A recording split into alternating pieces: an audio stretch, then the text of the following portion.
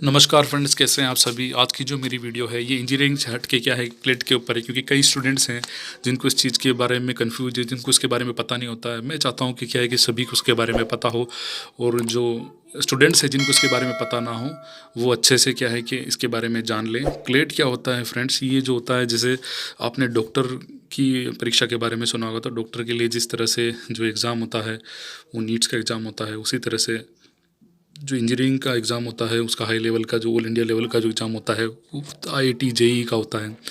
जिससे क्या है कि उसके अंदर एंट्रेंस होने के बाद उसमें एडमिशन मिलते हैं अच्छे अच्छे कॉलेज में। जितने भी इंडिया के टॉप मोस्ट कॉलेजेस होते हैं उनके अंदर एडमिशन मिलते हैं। तो उसी तरह से क्या है, क्लेट के लिए अगर आप वकील बनना चाहते हैं तो उसके लिए, वकील या जज बनना चाहते हैं तो उसके लिए भी क्या है, क्लेट का एग्ज़ाम होता है। क्लेट के एग्ज़ाम के लिए क्या है कि आपको इंडिया के टॉप मोस्ट कॉलेजों के अंदर एडमिशन्स मिलते हैं। यहाँ पे जो क्लेट का मैंने आपको जो इसके अंदर मैं आपको बताऊंगा उसमें है, हम सबसे पहले क्लेट क्या होता है उसके बारे में देखेंगे, कितनी सीट्स हैं उसके बारे में, स्टूडेंट कितने अपियर हो सकते हैं, व्हेन एग्ज़ाम, कब एग्ज़ाम कंडक्ट, उसकी फ़ीस क्या है, स्कॉलरशिप क्या है। अगर मान लो अगर हमको कम पैसे में, अगर मान लो हमको ये करना हो तो किस हिसाब से हम करेंगे, गवर्नमेंट कॉलेज अच्छा होता है, प्राइवेट कॉलेज अच्छा होता है, ये चीज़। या क्या है कि आप जो है वो लॉ की डिग्री जो है वो आप इंग्लिश में लॉ करें, वकालत आप इंग्लिश में करें तो बेटर होता है, हिंदी में करें तो बेटर होता है। ये सारी चीज़ मैं आपको बताऊंगा। तो इसके अंदर फ्रेंड बताना चाहता हूँ, कॉमन लॉ एडमिशन टेस्ट होता है, 120 कॉलेजेस इसके हैं ऑल इंडिया के अंदर। एलएलबी जो होता है वो 3 इयर्स का कोर्स होता है, और एलएलएम जो होता है वो 2 इयर्स का कोर्स होता है। फ्रेंड बताना चाहता हूँ इंटीग्रेटेड कोर्स किसको बोलते हैं वो मैं आपको बता रहा हूँ। BA-LLB, BSc LLB, BSW LLB, BCom LLB या LLM जो होते हैं, ये सारे कोर्सेज जो होते हैं वो क्लेट के अंदर होते हैं। फ्रेंड बताना चाहता हूँ कि जो क्लेट होता है इसके अंदर क्या है कि हाई लेवल का एग्ज़ाम होता है, और इसमें क्या है कि आपके परसेंटेज, आपके स्कोर्स जो होते हैं उसके स्कोर्स के बेस पे आपको टॉप कॉलेजों के अंदर एडमिशन्स मिलते हैं। एक चीज़ और मैं बताना चाहता हूँ फ्रेंड्स, ये क्या कई स्टूडेंट्स के दिमाग में ये चीज़ होती है कि BA-LLB, BSc LLB जो भी है ये सारे कोर्सेज़ जो है वो पीजी की कैटेगरी में आते हैं, जबकि ऐसा नहीं है। ये सारे यूजी कोर्सेज़ हैं, तो यूजी कोर्सेज़ ही इसको बोलते हैं।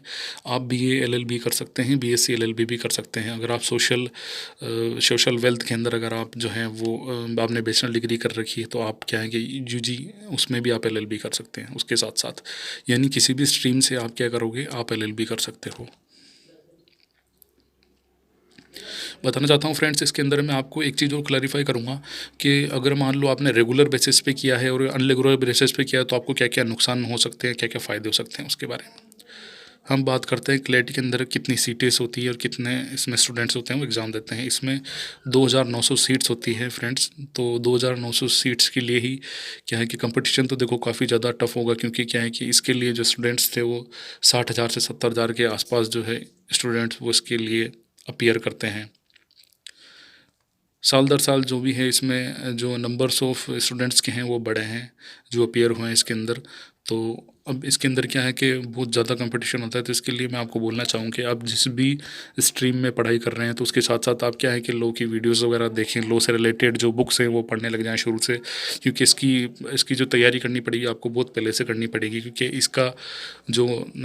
इसका जो बैकग्राउंड है वो जीके का हो चाहे वो इंग्लिश का हो काफ़ी डिफरेंट है, और इसका अलग ही क्राइटेरिया होता है एक अलग से। इसके रजिस्ट्रेशन के बारे में बताता हूँ, कब इसके एग्ज़ाम होते हैं। इसके एग्ज़ाम होते हैं मई के अंदर, और रजिस्ट्रेशन जो होता है वो मार्च के अंदर होता है। 2020 के अंदर ये थोड़ा क्राइटेरिया बदला है, क्योंकि क्या है कि कोरोना की वजह से क्या है कि दिक्कत आई है। तो इसमें क्या है कि रजिस्ट्रेशन जो है वो फ़िलहाल अभी जो नया नोटिफिकेशन आया है उसके अंदर की जो आपके अपडेट है वो कुछ और है, वो मैं आपको बताता हूँ। लेकिन उससे पहले मैं आपको बता देता हूँ कि जो रजिस्ट्रेशन है वो क्या है कि मार्च से होता है, और एग्ज़ाम जो होता है इसका मई में होता है। तो अप्रैल मई यानी 2 महीने जो होते हैं आपको वो अच्छी तरह से इसके अंदर मेहनत करनी होती है।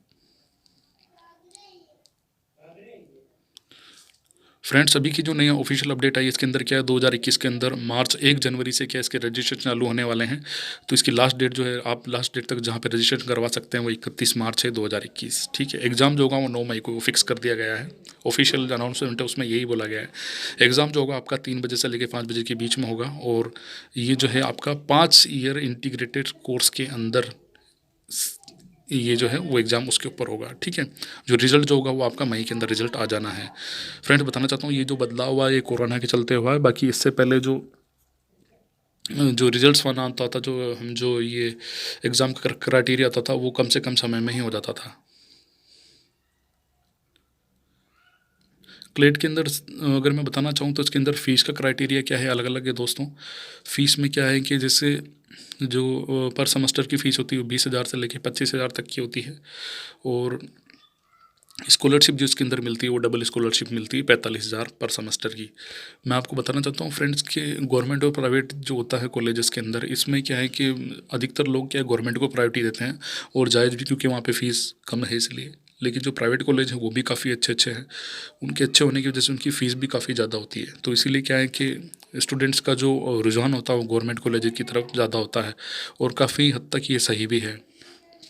फ्रेंड्स बताना चाहता हूँ जो NLSIU बेंगलोर का जो इंस्टीट्यूट है उसको लॉ के अंदर काफ़ी टॉप कॉलेज बोला जाता है। कॉलेज के अंदर क्या है, गवर्नमेंट और प्राइवेट के बारे में मैं आपको बताता हूँ क्या क्या है। हमेशा देखते हैं कि गवर्नमेंट कॉलेज की चाहत में क्या है कि स्टूडेंट अपने को क्या है कि अच्छे मार्क्स लाते हैं, अच्छे स्कोर करने की कोशिश करते हैं, लेकिन गवर्नमेंट उस कॉलेज उनको नहीं मिल पाता तो होपलेस हो जाते हैं और प्राइवेट में एडमिशन लेते हैं।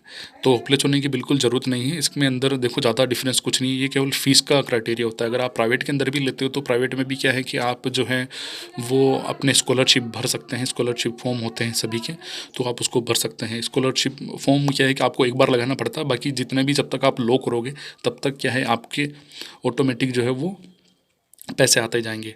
बुक्स की बात कर लेते हैं, बुक्स क्या है। कई स्टूडेंट का ये भी क्वेश्चन है कि हम लॉ जो करें वो इंग्लिश में करें या हिंदी में करें, तो उसके बारे में बताना चाहता हूँ।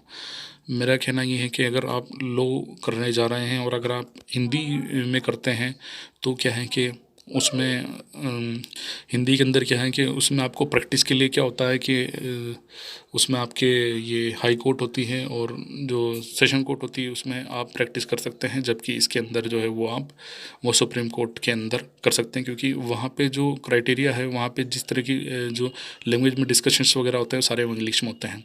इसमें आपको बता देता हूँ इंग्लिश मैथ्स जीके के अप्रोक्स इसके अंदर 40 क्वेश्चन आते हैं। जीके और लीगल एप्टीट्यूड पे आपको ध्यान देना है, क्योंकि 40 क्वेश्चन इसमें से आते हैं। 150 नंबर का इसका एग्ज़ाम होता है, 150 नंबर का, ठीक है।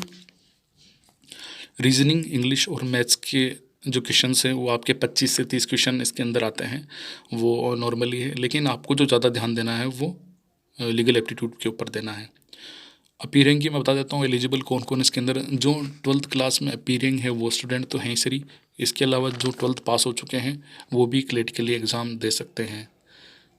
यहाँ पे फ्रेंड्स मैं बताना चाहता हूँ जनरल और ओबीसी के लिए जो है वो 45% होने चाहिए 12th के अंदर, और ST/SC जो है उसमें 40% होने चाहिए। यहाँ पे एज के लिए मैं आपको बता देता हूँ एज का क्या है।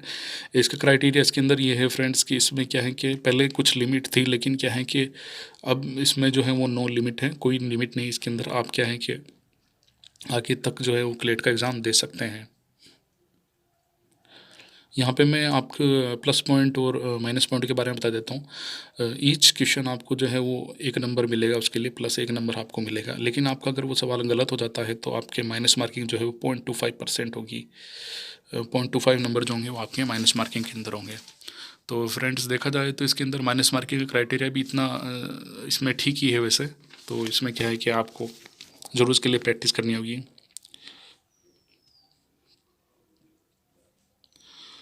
ये जो कुछ पॉइंट्स है इसके बारे में आप ध्यान रख लीजिए फ्रेंड्स, ताकि अगर आप अगर करते हैं लो तो उसके अंदर आपको ये चीज़ ध्यान होनी चाहिए। Practice in district court and high court, अगर हिंदी लैंग्वेज के कोर्स आपने करें तो आप डिस्ट्रिक्ट कोर्ट और हाई कोर्ट के अंदर प्रैक्टिस कर सकते हैं। लेकिन हिंदी और इंग्लिश में यही बस अंतर होता है, इससे ज़्यादा कोई अंतर नहीं है। इसलिए मेरा जो मानना है, मैं ये कहना चाहता हूँ जो हिंदी वाले हैं वो अच्छे से अच्छे अपनी जो है इंग्लिश पे इंप्रूव करें, ताकि आपको प्रैक्टिस करने का मौका मिलेगा सुप्रीम कोर्ट में। सुप्रीम कोर्ट में वैसे भी अपना एक अलग एक्सपीरियंस बनता है, इसलिए बार काउंसिलिंग प्रोवाइड लाइसेंस करता है हिंदी वालों को, और इंग्लिश को इंग्लिश वाली लैंग्वेज में करता है। अगर आपने हिंदी में किया तो आपको हिंदी वाला मिलेगा, इंग्लिश में तो इंग्लिश वाला आपको मिल जाएगा।